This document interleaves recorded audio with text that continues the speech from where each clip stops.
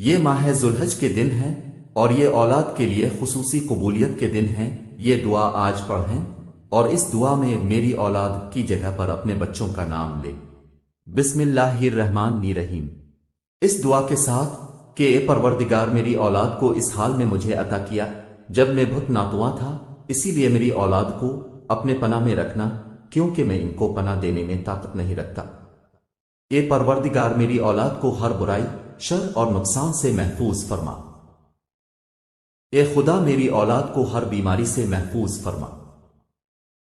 اے مہربان رب، میرا امتحان اور آزمائش میری اولاد میں قرار نہ دینا۔ اے پروردگار میری اولاد کو اپنی آشکار اور پنہا آزمائشوں میں کامیاب فرما۔ اے رب کریم میری اولاد کو اپنے صالحین میں سے قرار دے اور میری اولاد کو دین و عبادت و اخلاق میں بہترین لوگوں میں سے اور زندگی میں سعادت مندوں میں سے مقرر فرما۔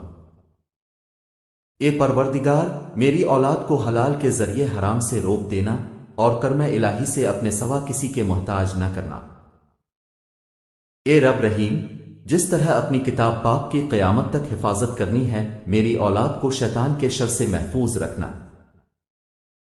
اے مہربان رب اپنے پاکیزہ ترین بندوں کے ساتھ دوستی اور قرب اور اپنی ذات پر توکل میری اولاد کو نصیب فرما۔ اے پروردگار وہ تمام بیماریاں جو روح و جسم کو نقصان پہنچاتی ہیں میری اولاد سے دور فرما اور اپنے ارادہ خیر کے ذریعہ مجھے توفیق فرما کہ میں اپنے بیٹے کے لیے بہترین امیدیں اور آرزویں کروں اور ان دعاؤں کو قبول فرما۔ اے پروردگار مجھ تک میری اولاد کا احسان اور نیکی میری اپنی زندگی میں مجھے نصیب فرما اور ان کی دعاؤں کے ذریعے مجھے موت کے بعد خوشی اور سکون عطا فرما۔